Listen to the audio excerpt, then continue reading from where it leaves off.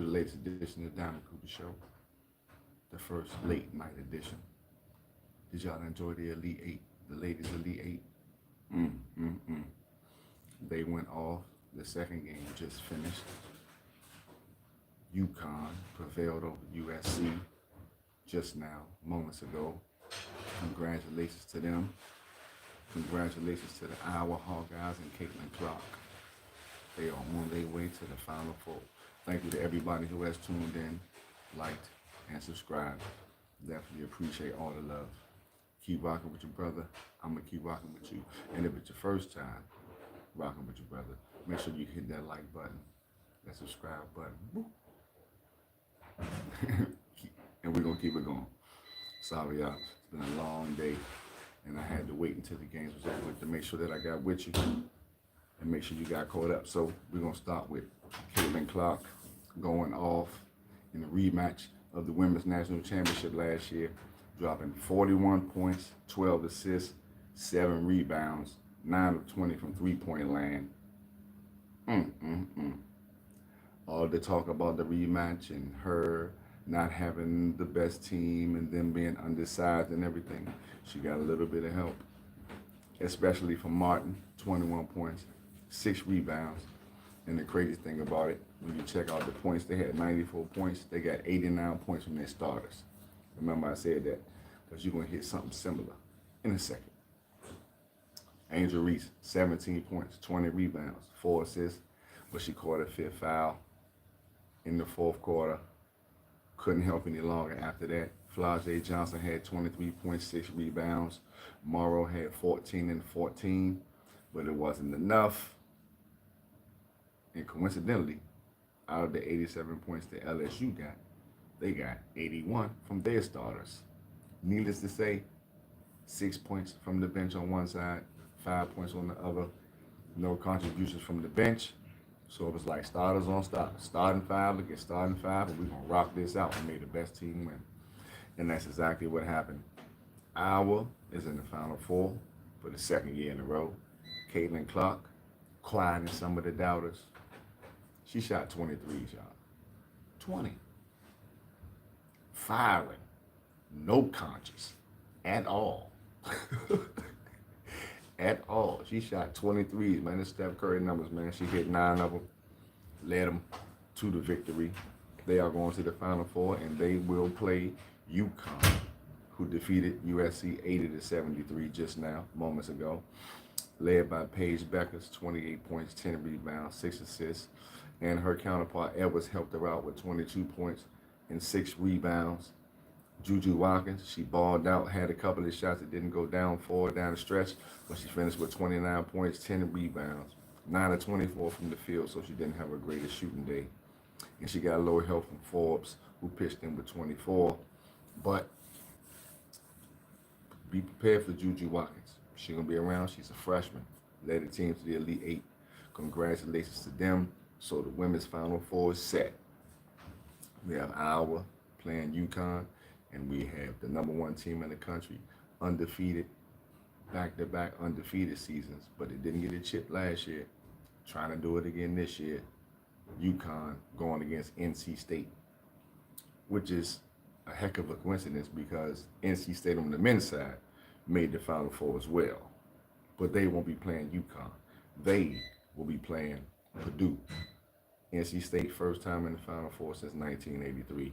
Purdue, their first Final Four since 1980. And right now, Purdue is a 9.5-point favorite. I guess they believe that the DJ BJ, that's what they call him, DJ Burns. I guess they believe that he's not going to be any type of match for Zach Edey. And the way Zach Edey been looking, he looking like he on the mission. And heck, while you're still in college and you're bigger than everybody, go ahead and dominate everybody. 9.5-point spread, that's a lot for NC State team, that is knocked off some pretty good teams on this run. And they're an 11 seed that lost 10 out of 14 games before they even got to their conference tournament. 9.5-point favorite. Purdue is going to have to shoot good from the outside. NC State got some good defense. They can bone up, But I believe that Zach-Edey matchup can change things. And then on the other side, we got Uconn and Alabama. Alabama first Final Four in their school history, and Uconn is trying to get that back-to-back. Uconn an 11.5-point favorite. So basically what they saying is they think Purdue and Uconn going to beat the shit out of They think Purdue going to beat the shit out of NC State, and they think Uconn going to beat Alabama. And I mean, right now, Uconn just looking like a machine. And I don't know if y'all remember, but I think it was 2020 when Danny Hurley got the job at Uconn. He said, y'all better get him now because they're going to be coming. It looks to me like Uconn is here. They look like a well-oiled machine. They can win in a lot of different ways. And they didn't shoot that great the other day and still went on a 30-0 run. Alabama, average 90 points a game. They can shoot the three. If they get hot, that's their only chance to basically be in the game with Uconn. Basically, I don't think they really going to be able to stop clinging. Uconn's guards are good defenders.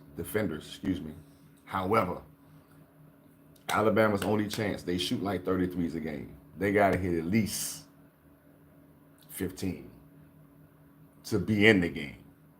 Because the first half, Illinois was in the game, and then all of a sudden it was like. So, in order for Alabama to make a game out of it, they're going to have to get hot from three. That's their only chance. And according to the bookmakers, they believe we are looking at a Uconn and Purdue matchup in the national championship, but we're going to have to wait and see. But congratulations to all of them on the men's and women's side for making the Final Four. And this weekend looks like it's going to be great. Moving along to some other notes. The Cowboys are open to bringing Ezekiel Elliott back. Being a Cowboy fan, I'm not mad at it. It brings some grit to the backfield. I still think the Cowboys are drafting running back in the draft, but bring Zeke back. It's not going to cost much. Short yardage was something that hurt us last year. Deuce Vaughn is not a real big back. I think we should implement him in the offense, but bringing Zeke back won't be a bad idea. He can mentor whatever running back we bring in, along with young Deuce Vaughn. Rico Dowdle is really a special teams dude. We tried to use him last year, but that didn't work. That's why we bring Zeke back. That's good, excuse me. Hassan Reddick, defensive end from the Philadelphia Eagles, got traded to the New York Jets today for a 2026 third-round pick that could turn into a second-round pick, depending on how much playing time he gets. So, good addition to the Jets to add to their defense. Defense was already pretty good. I think they still need to get some offensive line help if they want to protect Aaron Rodgers coming back off that Achilles. But that's a story for a later day. And then also a late note that just came in. The Kansas City Chiefs signed Carson Wentz to a one-year deal. I don't know. Maybe Carson Wentz can be effective if, Mahomes get a hip drop tackle and hurt his ankle or something. Maybe Carson Wentz can come in there and do something. Congrats to him. Somebody signed him. He still got a job, even though some other quarterbacks that we might believe should have a job. They don't. But kudos to you. That's just the news. Carson Wentz to go back up. Patrick Mahomes at Kansas City. Moving along to the NBA, Joel Embiid is supposed to be returning this week. Interesting because Philadelphia right now sits in the number 8 spot at 40-35. Currently 2.5 behind the 6th seed Indiana. I guess he's not tripping on planning to play in. He want to come back and help his team. Kudos to Joel Embiid for that. He's been out since January the 30th. So I'm guessing he just want to get some games under his belt and get ready for the play-in. Or if they could creep and Indiana lose a couple of games, they could get into the 6th seed. But I'm sure don't nobody sitting at the top. Milwaukee, Cleveland. I don't think they'll be Boston. But Milwaukee, Cleveland, New York. Well, Orlando's right there as well. One of them get in. I don't think they want to see Joel Embiid in the first round. So I thought he probably was going to sit out. But if Joel Embiid is healthy, they can knock off one of the top East teams if they get out of the play-in into the first round. The Lakers keep rolling. Y'all see them? LeBron last night, 40 points. 9 out of 10 from downtown. Excuse me. Tied his career high for most three-pointers in the game. Lakers win 116-104 at Brooklyn. Of course, they're not a top team, but got to get these wins on the road because the Western Conference is tight right now. The Lakers have won 6 out of the last 7, 42-33. In the ninth seed, that just show how good the West is. Won 6 out of the last 7, 42-33, and ninth in the West. But only 2.5 games out of the 6th seed. Actually, 3 games now because New Orleans just lost to Phoenix. And I don't know if y'all saw it, but Devin Booker dropped 52, and Phoenix beat New Orleans 124-111. 52. Devin Booker is serious. He's like, I know that he looked up to Kobe and everything, but when you look at that assassin mentality and how he just attacks, you got to give Devin Booker credit, man. He is serious. And Phoenix moved up to the 7th spot. Oh my gosh. Excuse me, y'all. Oh man, what in the hell is going on here? Lord have mercy. Pardon my French, y'all. I just did an Ocho Cinco. What the hell? Stop. What the hell? Quiet, yes. Damn. Sometimes people just don't get it. I told this person that I was about to do this show. Wow, it looked like the interview gone bad I did the other day. Good, googly moogly. But yeah, so 1.5 game out of 7. So the Lakers got a home win and end chance at the 7th seed. It's the best thing because you get, if you so happen to lose that game, something go wrong, you get another home game against the winner between the 9 and 10. So I need them Lakers to keep pushing, keep doing what we're doing. Let's knock this East Coast trip off. We got Toronto, the Wizards coming up. Let's knock these 2 off. Keep on climbing, trying to get into that 7th seed. Because at least if we have a bad game in that 1 game in the play-in, we got another chance to get the 8th seed. But we might wind up with the Denver Nuggets. And I'm not so sure I want that. And I don't know if y'all been paying attention, but Luka and Kyrie looking dangerous with the Mavericks right now. Last night it was 125-107 at Houston, who had won 11 straight. So they ended that. And Houston was clawing their Golden State heels. So I know Golden State happened that they took that loss.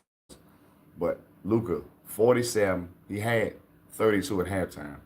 12 rebounds, 7 assists. Kyrie pitched in with a quiet 24 and 7 assists. Houston only got 58 points from their starters. Bad shooting night. So when you got, what's his name? Dylan Brooks, the one that talks all that trash.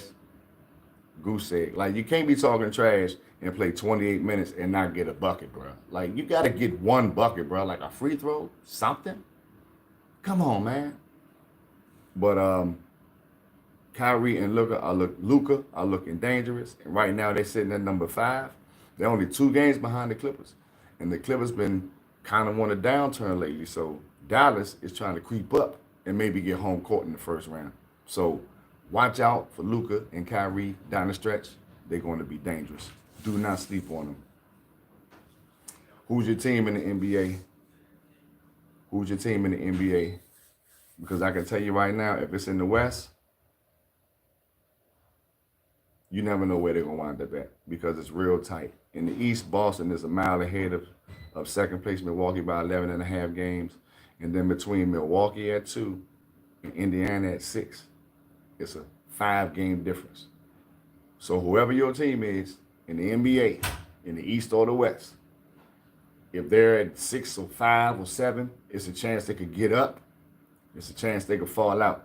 However, in the East, it's pretty much locked.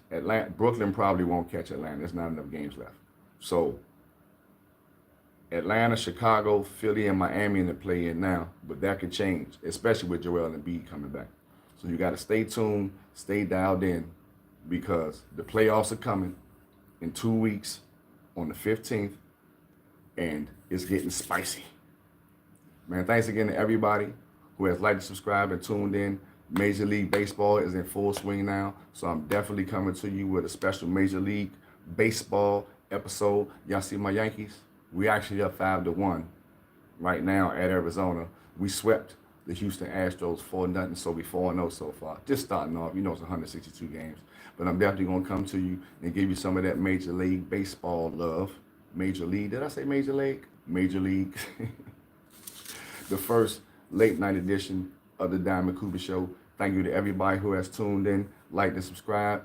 And if you haven't, hit that like button, boop, that subscribe button, boop, and tell your people to tell their people to do the same. Peace and love.